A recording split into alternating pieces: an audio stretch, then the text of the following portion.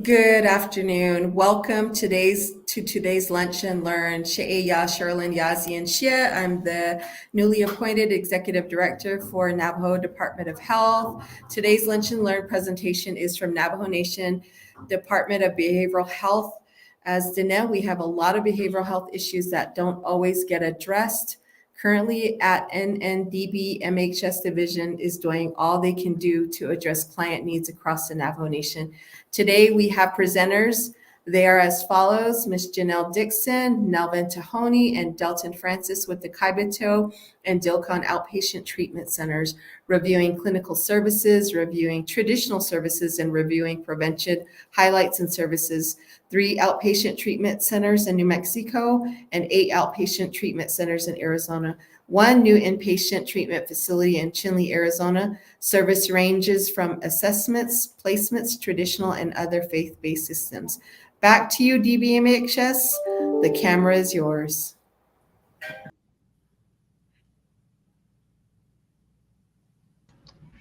Good afternoon and welcome. Guess what's going on today? Navajo Nation Division of Behavior and Mental Health Services has infiltrated the Lunch and Learn Facebook Live, right? We usually have our own DBHS Facebook Lives that we usually do, but we're happy to be here today, and I'll be, of course, kind of moderating today's conversation and discussion. We're going to be talking about clinical services. We're going to be talking about traditional services, and of course, we're going to be talking about prevention services. We'll go ahead and start off with our introductions, and I'll let Janelle take the floor.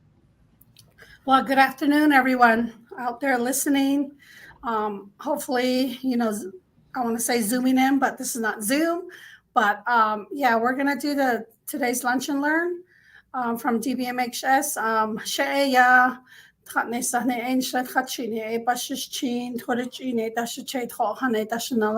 Originally from Shiprock, New Mexico, but grew up in Locatchigay, Arizona at the base of the mountain. But now I live in Winslow, and I'm the Behavioral Health Director for Navajo Nation Department of Behavioral and Mental Health Services. I oversee 5 outpatient clinics. My home office is Delcon, and then I oversee Tuba City, Kaibito, Kayenta, and Chinle Outpatient Center. So I just want to say thank you, and I'll be providing more information as far as clinical services. So go for it, Delton. Thank you, Janelle, and we'll hand it over to Nelvin for his introduction. Good afternoon, virtual world. It feels good to be online this morning. I'm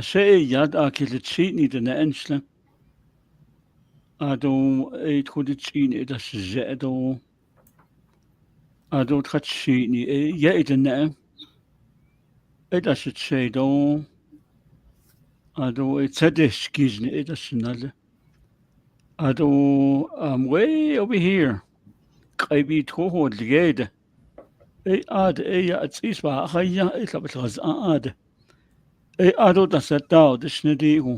good to be here. I'm the practitioner for the Navajo Nation. Thank you. Thank you, Nelvin, for your introduction. Of course. So it says Delton Francis, I'm a prevention specialist. Ado and Schlenigi a Zilhandish Chini Schlons and Ajini Bashishin Kabahanda She Ado Tanjikin Edashinal. And I'm a prevention specialist out here at the Kaibito Outpatient Treatment Center. Lay that they in hot side the show on the Kaibito the Shananashnate. Ado you see not shada in lay tona head Nicolia. Setlahi bigger lay elephant's feet bigger. Ado Chishikit.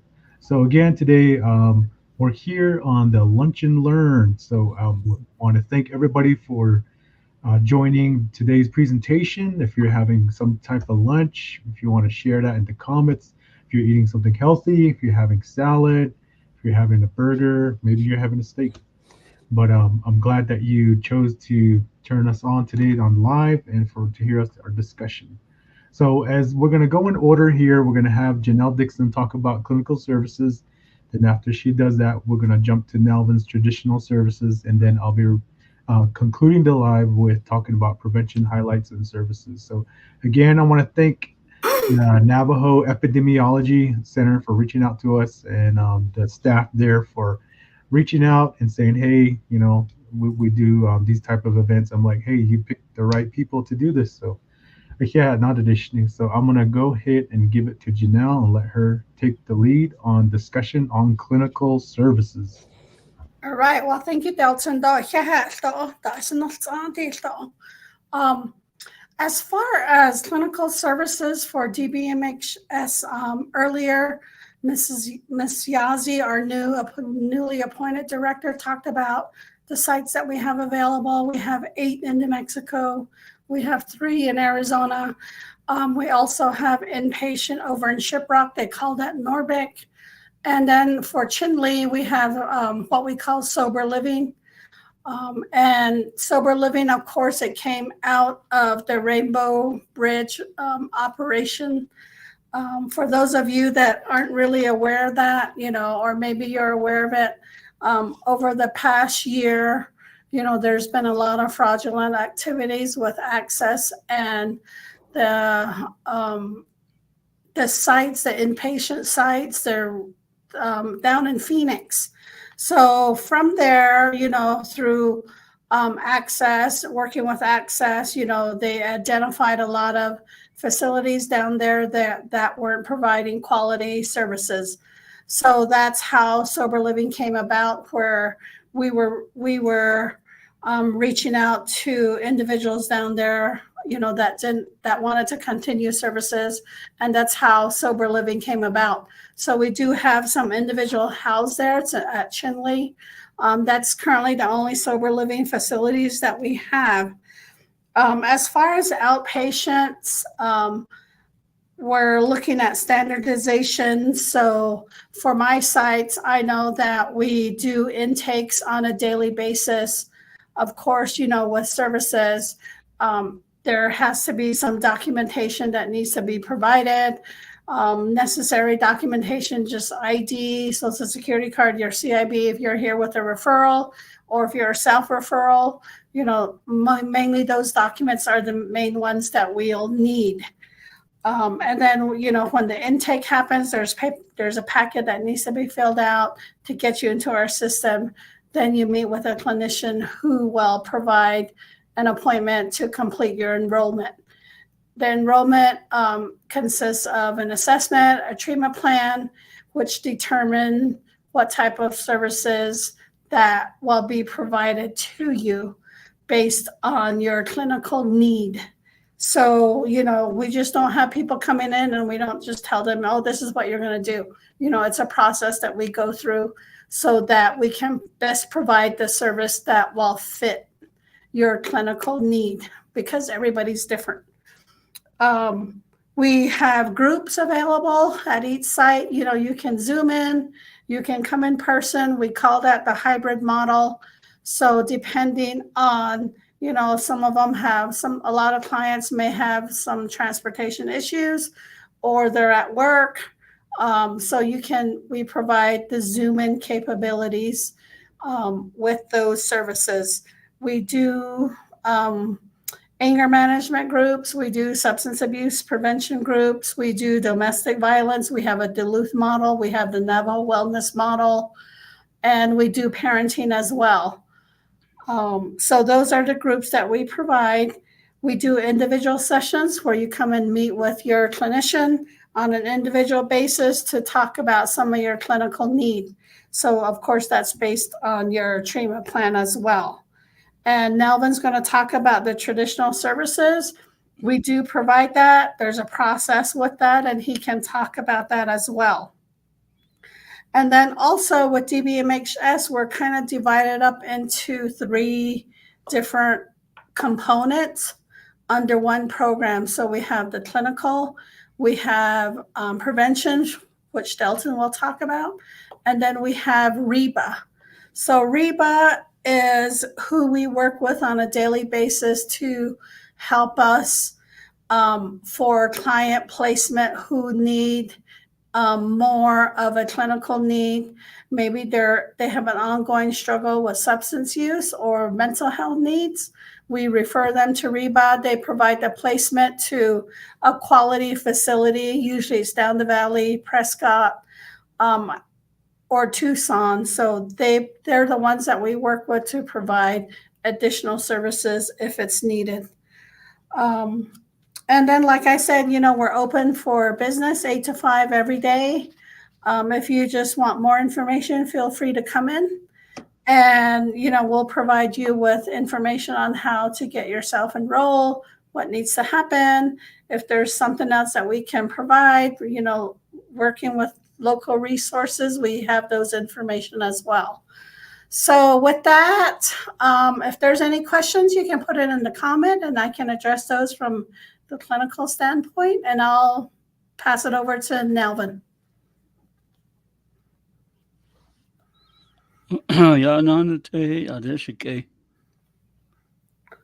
Traditional program here with the Navajo Division of Behavioral and Mental Health Services is very unique. Although services are delivered, although we have based on referral process from other entities, although based on self-referrals or family referral, although as they come into the program, they go through the intake and the assessment through clinical, although based on that, when they choose to receive traditional services, that is their option. When they decide to do that, they go through what they called a long time ago, it was called cultural assessment, but now in our client system, it's called spiritual screening forms. So in those forms, there's a questionnaire, and it's a small tool that we use that the practitioners and the chanters and the traditional counselors come together and devise that screening tool. It's a very basic screening tool that we use. So they go through that screening, and based off of that screening, they're entitled to one-on-one traditional counseling. They're entitled to traditional group sessions, cultural education, and ceremonial services, sweat lodge services. When it comes down to ceremonial services, we have diagnostic ceremonies. Eshi kinle, testi, seed kid, and so forth. They utilize the diagnostic ceremonies. So based off the diagnostic ceremonies, that they're able to receive the necessary ceremonial and traditional services based on findings by the practitioner and the client as they work together toward a goal. So panda kido bakenda kido ado nahaga at ibadalne so as part of their treatment and recovery.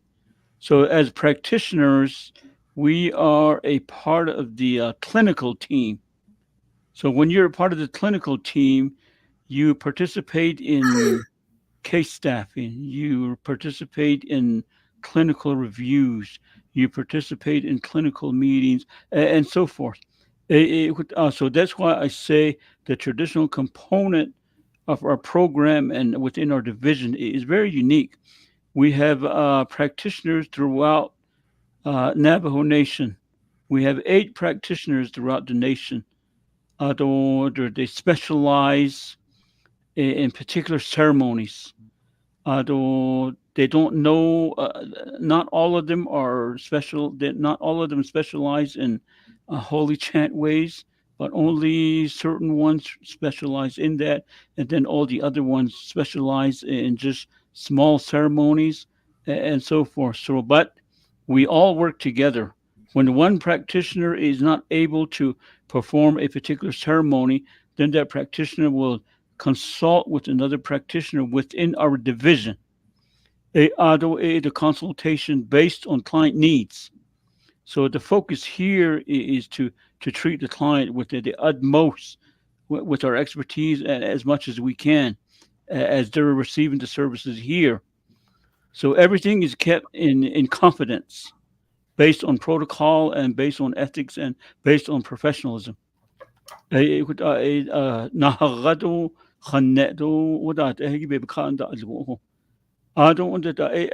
through the treatment,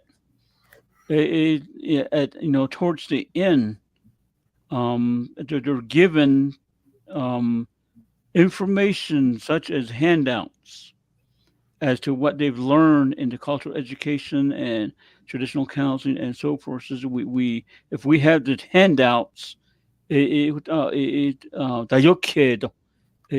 give handouts like sacred mountains or clan system, or just storytelling. Go through a 90-day program. They're very, very receptive because they choose to receive the traditional services as they choose, and the reason why they choose is because of their background, because of their livelihood, because of what they believe in. When they choose that, they're very, very receptive. Although they go through these programs, but right now, our clientele is kind of minimal. So the traditional service part of this. So we have throughout Navajo, we have healing grounds. Healing grounds meaning we have a ceremonial hogan with a dirt floor. Although we have sweat lodge, male and female. Although we have teepee grounds. Although we have a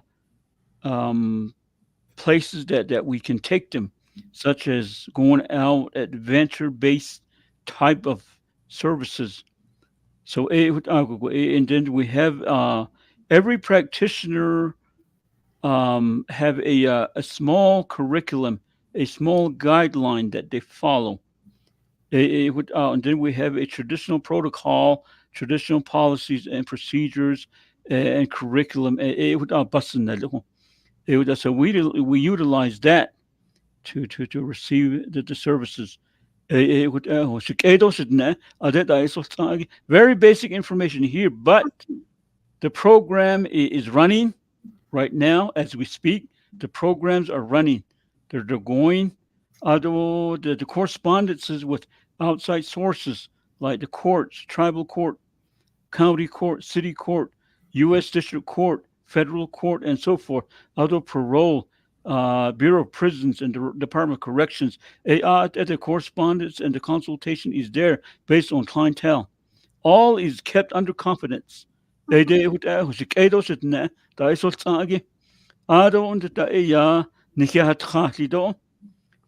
through interview, they go through assessment, and then based on that, they come in and provide the services that is needed.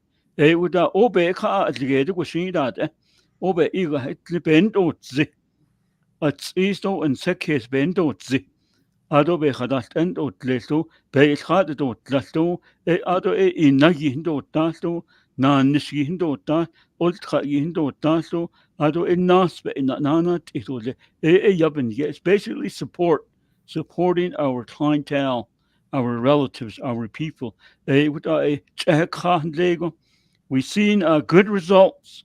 So when you know and understand behavioral and mental issues, emotional issues, we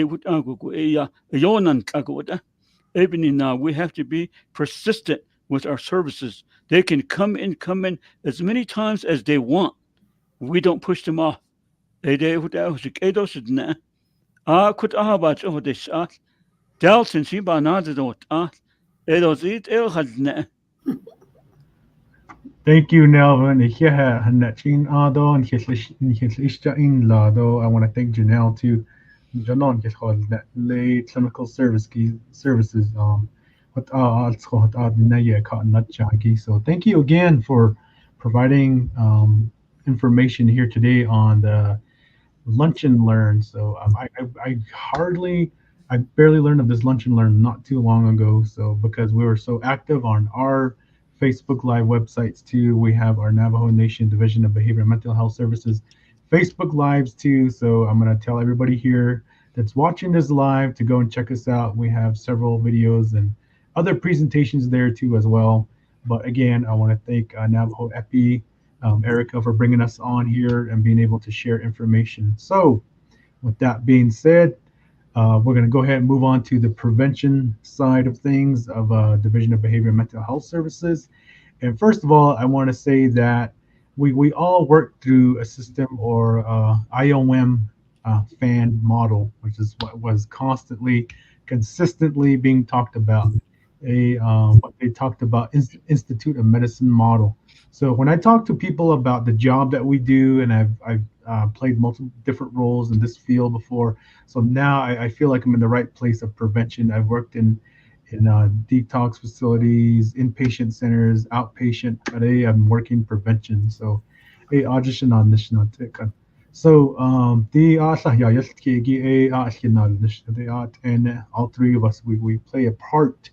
So one client and one person might come in, and the services that we're talking about, Janelle might do the assessment, and Nelva might do another assessment, and they might recommend the different services that Janelle can provide, that Nelva provides, and then classes or courses that I provide, or training and skills that to help cope with a lot of these things that individuals come across as far as like substance use and addiction. So we all work together in a collaboration together. Nishigi prevention work. The number one thing I say out there, and I say it consistently through all presentations, anywhere from schools to chapter houses, anywhere out in the community. If you ever run across me, I will tell you what prevention is. Prevention is to delay the onset of use of substances. And prevention work is to provide education and awareness. So this in itself, this live is a form of prevention. Lay information being put out there, discussed and talked about. So, and then we all here at DBHS, I want to thank everybody that works with the Navajo Nation Division of Behavior and Mental Health Services, everybody that works in the clinical field, the traditional field, and prevention field, all my prevention colleagues. I want to thank everybody that does their job on a daily basis. It is not easy. We do come together, we collaborate, and we get a lot of events and programs and projects done. So with that being said, a lot of highlights for this summer was that we had two big major cultural youth elder and youth summits. So so we have a big elder and youth summit, and I want to thank Janelle for attending both, because at these summits we come across individuals that might need help, and she was there as clinical support. So that I was very thankful for Janelle to be there on site, and of course Nelvin being there too as well, providing cultural education, and to all the traditional practitioners that were at both summits. We had one summit in Kayenta, and then the other summit was in Alamo, New Mexico. So that was my first time traveling out there to Alamo, New Mexico. It was a nice place that we went to. It was a nice environment. We had warm greetings from the community members, and a lot of the so thank you again for inviting us out to Alamo. So there were two big major summits that we concluded this time around. That was the first time we did it. Usually we just do one summit, and then we continue with our general location of providing prevention services. So a lot of other highlights too was in prevention work, we collaborate and we network. We just don't say, hey, this is DBHS, this is all we do. We don't think like that. We think beyond the box. We think beyond the circle, the box, whatever you have. So education days, we work with a lot of different resources. So some resources that we work with and collaborate with are just like Nelvin said, we work with probation offices, we work with other faith bases, and then while we've done veterans wellness, the veterans wellness that happened in over in Gallup not too long ago. Well, that was a whole outreach event for veterans to come, and there was a big gourd dance. And of course, we also work with the opioid summits, which is coming up pretty soon, and a lot of other individuals or resources that we work with also is like First Things First. We work with Project Indigenous Launch. We work with capacity builders. We work with Tahoe Medical and Tuba City Medical. So all the different medical facilities, we all try to work together, come together at resource meetings and try to address different health disparities out there on the reservation. So we do come together, we plan, we organize, and we try to do events as much as possible due to the current need of the communities. And I want to say that working within this field, just like how each person is different and how each person must have a different treatment plan for services, so the same with prevention. Each community is different. So each community will have a different treatment plan, so to speak, to try and address those different disparities that they might have within that community. And we try to adjust our events and schedules that way. So that's how I've come to learn to work with the community, work with resources. So with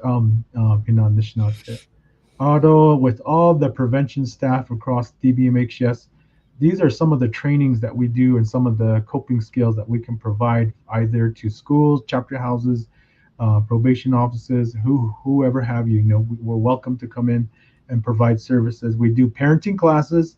We have fatherhood, motherhood is sacred. We work on the Duluth model, such as Janelle explained, which is domestic violence, recognizing what domestic violence is. We talk about what a healthy relationship is. We talk about QPR, question, persuade, refer. That's suicide prevention services. And we also talk about the general stuff as far as substance use. We talk about the harmful effects of alcohol, of drugs, of opioids, the harmful use of Western thought of use of tobacco. We go and talk about vaping to different schools, to different clubs.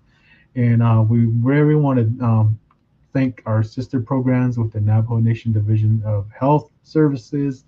And we also collaborate with ODY as well. So with all this in retrospect to prevention services and to what Nelvin's saying, to what Janelle's saying, we all have a sense or a feel of how we need to help each other out in the community. Of course, we do 8 to 5. Sometimes events go into the evening, but we all try to do our job. You know, we all got on this field because of our job.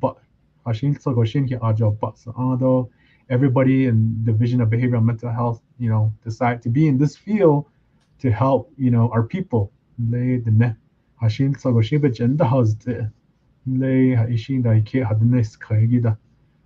And whether it be assistance in clinical services such as, you know, what Janelle and all the clinical provide, the other counselors out there, I want to thank you too for doing your jobs.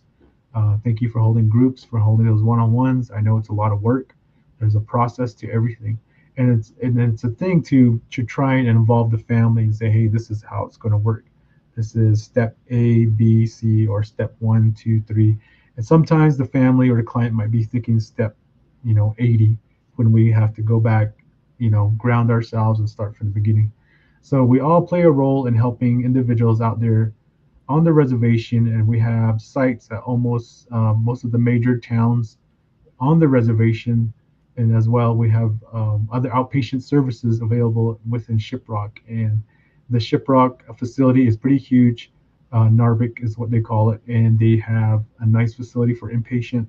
And then also they opened up a recent one in Chinle, inpatient services as well. And Janelle kind of reviewed that. And trying to do our best as far as providing services. We have a need. So anybody listening out there that wants to get into the counseling field, that wants to get in prevention field, that feels that they can provide some type of assistance to the Navajo people, I'm just doing a virtual shout out, virtual recruitment here. If you're a college student, if you want to get in this field, look us up, look into the becoming a counselor, look into becoming a traditional practitioner, if that's the path that you feel like. And if you're very people oriented, get into the prevention field. We all have a certain skill set that we possess, and there's certain things that Nelvin can do and say that I can't. And then same thing with Janelle. She has clinical services, and we all work based off each other. We collaborate. We move along together as one entity to try and help the single person or helping out a group of people. If Janelle asks me to provide prevention services to one of her clients, I do that. Or if I'm providing a large group of information of education awareness, I bring Janelle on, say, hey, I need clinical support. I'm going to be talking about a heavy subject. Can you be there to support me as well? Same thing with Melvin. If I'm talking about something traditional or cultural that I have no understanding, that I don't know about, I will bring in the expert. I'm not going to say I know everything. I will work with these individuals, my colleagues, other prevention staff have different skill sets too, as I like to work with them. So vice versa, we help each other out and try to do as much services as we can on the Navajo reservation. So was there anything else that I missed? Or I know this is kind of like a nutshell type of presentation discussion. And is there anything I missed that you guys want to add? Janelle, Melvin? As far as the practitioners, we do provide outreach. We go out into the world to provide outreach. So that outreach is documented into our services. And then also, I just wanted to kind of answer that question that we have there. It says, how can you be eligible for traditional services through your office? So, a lot of times when clients come in, it's through a referral from a referring agency. Maybe they got into a little bit of trouble. They're coming in for that. Maybe it's from Department of Family Services. They come in for that.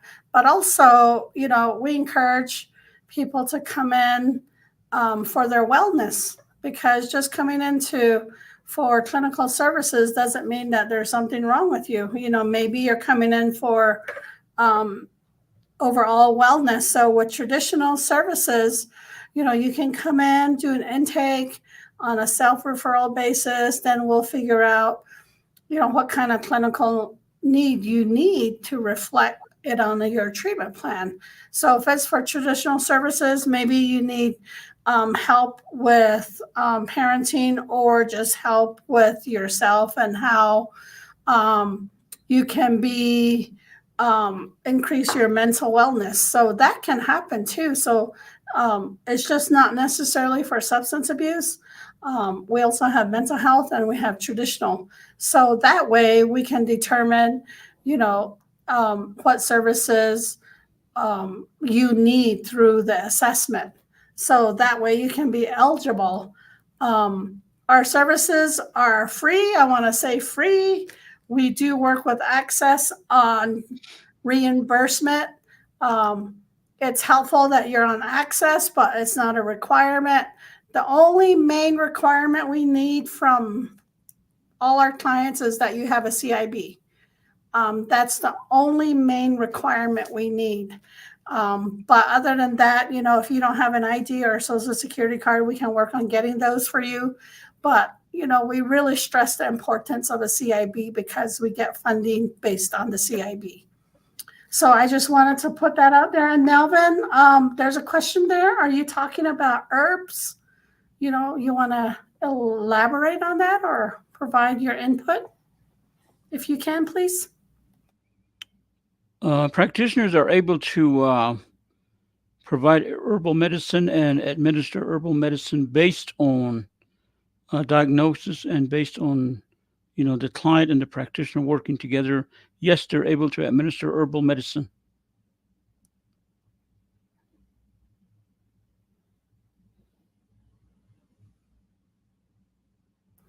And then I think one other thing that I kind of failed to mention is we do have crisis intervention available. So I believe on the DBMHS social media, there's phone numbers there. If you should need crisis intervention, we do also offer that as well. You don't necessarily have to be a client because crisis means that there's an immediate need. And we do also respond to that. We can help you with that. So I just wanted to reiterate that we do also provide crisis intervention. And I think Delton has like a little slide to show the information, but the information is also on the social media page as well. Yes, and we have the information here posted up, and we have mental health and crisis resources. Of course, the popular number of the 988 Suicide Crisis Lifeline. And again, I want to thank everybody for coming on to our Facebook Live with Lunch and Learn. I want to thank you. I want to thank Erica and the staff at Epidemiology with Navajo Epidemiology. I want to thank the Kevin for helping us out today this morning. I always like to give a shout out to the people behind the scenes. That's just me. That's just how I do it. And again, I want to thank my fellow prevention specialists out there with DBMHS. You all play a big role. Same thing with the clinical staff out there. I see you out there every time we do events. You guys are helping out with clinical support. And of course, all the traditional practitioners and all the wonderful staff at Narvik and Shiprock. You guys are awesome. You guys are in my heart. You guys do a good job. And of course, all the other staff with the with Navajo Nation Division of Health. So every one of you that are working with the community members, I'm glad that you guys are out there. You guys are doing the good job. I have a question here. It says, which location does Utah Navajos go to any services? Okay, so if you're based in Utah, our closest offices in Utah, I believe, are towards Kayenta, because Kayenta kind of borders with Utah. And then I believe Red Mesa, we have a Red Mesa office. So if you're able to get to those services, we have numbers here. And of course, you can always contact us, our main office number within Window Rock, if you have any questions on services, whether it be traditional, whether it be clinical. You can call 928-871-6240. If that doesn't work, you go to 928-871-6235. And you can also check us out at www.nndbmhs.org. So that's our administrative offices. And of course, you can look up Navajo Nation Division of Behavioral and Mental Health Services on Facebook. So we're there on Facebook, and I believe we do have an Instagram account. So thank you again. I want to thank everybody that's on here. I see Houston, Francisco, Carl, Arena, Carjay, Denny, Sharon, Antonio, and Genevieve. Thanks for your comments. This has been a wonderful experience doing the Lunch and Learn. I'm happy to be here, and I'm glad that you guys got a chance to listen and hear us out. So, if you want more information, it's all here. Our office numbers, without, taking up any more of your time. And